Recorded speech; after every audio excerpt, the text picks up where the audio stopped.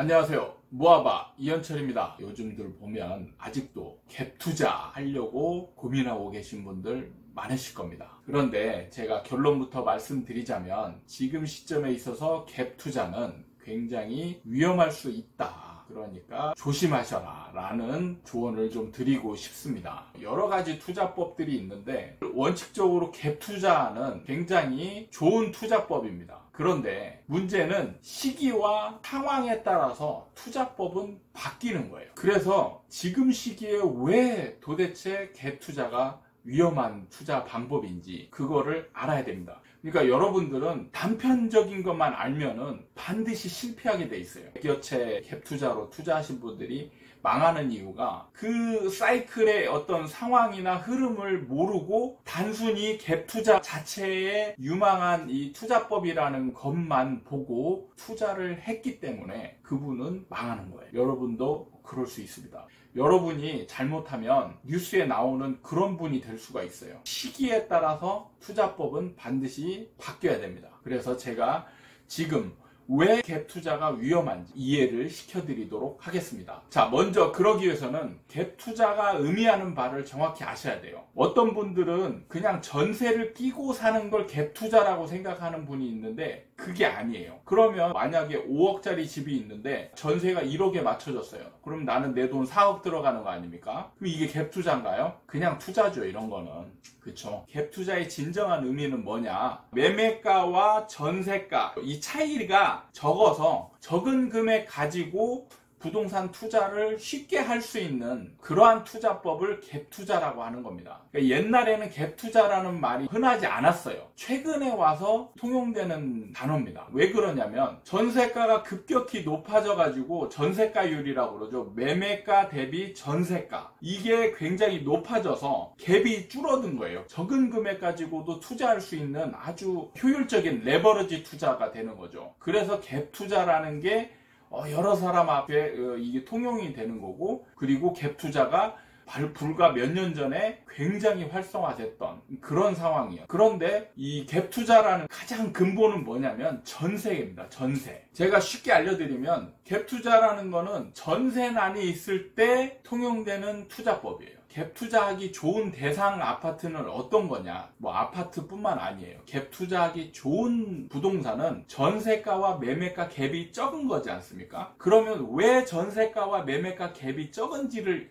알아야 돼요. 그거는 뭐냐면 아파트 자체가 일단 인기가 없는 겁니다. 인기가 없기 때문에 전세가가 매매가까지 치고 올라오는데도 얘는 안 올라가는 거예요. 이때 문제는 전세난이 심해가지고 전세 물건이 없으니까 이런 안 좋은 인기 없는 부동산까지도 전세가가 치고 올라와서 그 다음부터는 전세가에 밀려서 가격이 올라가는 상황이 벌어지는 거예요. 그렇기 때문에 이때는 사실 좋은 물건, 나쁜 물건 할 거 없이 전세난이 있을 때는 아무 물건이나 사도 무조건 다 아무 물건이나 사도 다 올라가게 돼 있어요. 전세난이 있을 때는. 이때 갭 투자를 하시면 정말 안전하고 수익률 높은 투자법이 되는 겁니다. 그래서 불과 몇 년 전에 전세난이 심할 때 전세 갭 투자, 이게 난리가 났었죠. 그러니까 이때 갭 투자하신 분들은 굉장한 지금 투자 수익을 올리고 있는 상황이에요. 그런데 문제는 지금 시점에 이제 갭 투자로 들어가려고 하는 분들, 이게 이제 문제입니다.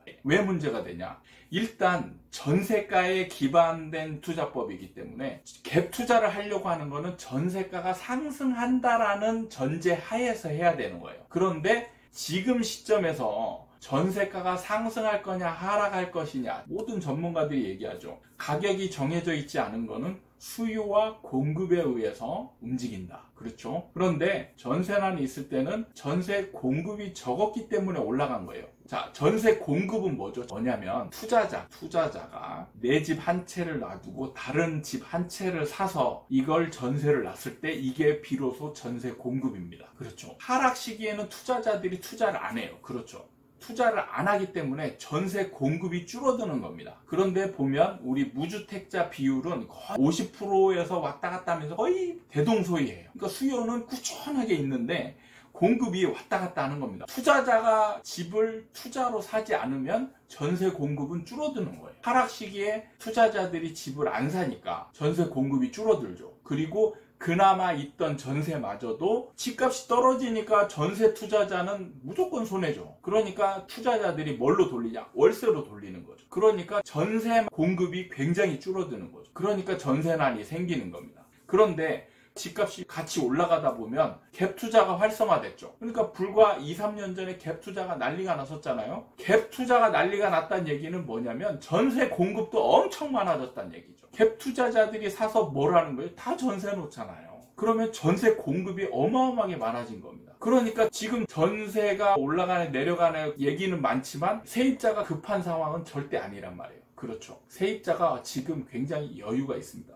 그런데 집값이 인기가 없는 데 같은 경우는 오히려 전세가 떨어지는 상황도 벌어지고 있어요. 그럼 이런 집을 샀다가는 제가 만약에 2억짜리 집을 샀어요. 2천만 원 투자해서 갭을 주고 샀는데 만약에 전세가가 조금만 떨어져요. 그럼 그 다음 임차인 맞출 때 내 돈 1,000만 원 내서 2천만 원을 내줘야 됩니다.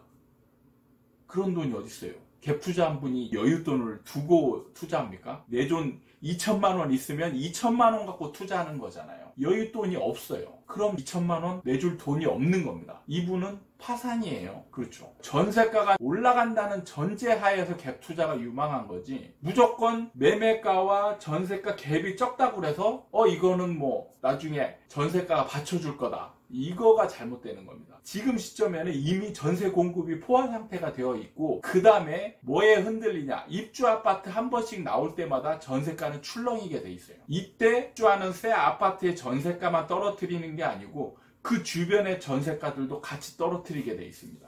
그럼 이때 갭 투자했던 분들은 또 한 번 위기를 맞는 거예요. 그런데 옛날에 갭 투자했던 분들은 이미 전세가도 많이 올랐고 매매가도 많이 올랐기 때문에 이분은 사실은 여유가 있는 거예요. 그런데 지금 투자하는 분은 여유가 없잖아요. 내가 마련해둔, 숨겨놓은 돈이 없는 거잖아요. 그러면 나중에 전세가가 떨어지거나 매매가가 떨어지거나 이럴 때는 감당을 못하는 거예요. 지금은 전세가가 조금씩이라도 떨어질 가능성들이 굉장히 농후하다. 이런 상황에서 갭 투자를 하는 거는 정말 섣불 지고 불에 뛰어드는 그런 상황하고 똑같을 수 있습니다. 정말 주의하셔야 됩니다. 이렇게 해서 잘못하다가는 정말 처음에 말했던 대로 여러분이 뉴스에 나올 수 있어요. 네, 전세 임차인 새로 맞춰야 되는데 전세금 못 돌려줘서 경매 처리되거나 세입자가 곤란한 지경에 이르렀다, 이런 뉴스가 나올 수 있는 겁니다. 그 주인공이 여러분이 될 수 있는 거예요. 지금 시점에서는 인기 없는 아파트를 고르는 게 아니고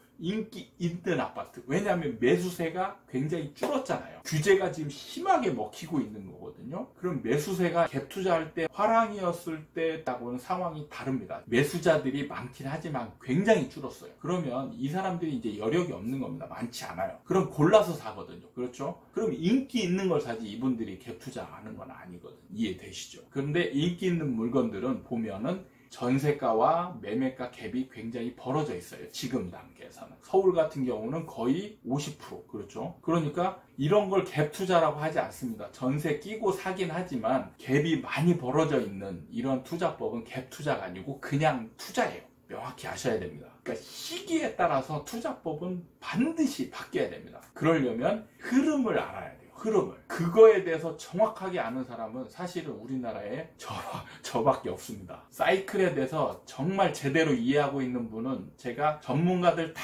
책 읽어보고 유튜브 들어보고 뭐 칼럼 쓴 거 다 읽어보고 해도 사이클에 대해서 정확하게 이해하고 있는 분은 제가 한 분도 못 봤어요. 그럼 너는 이해하냐? 네.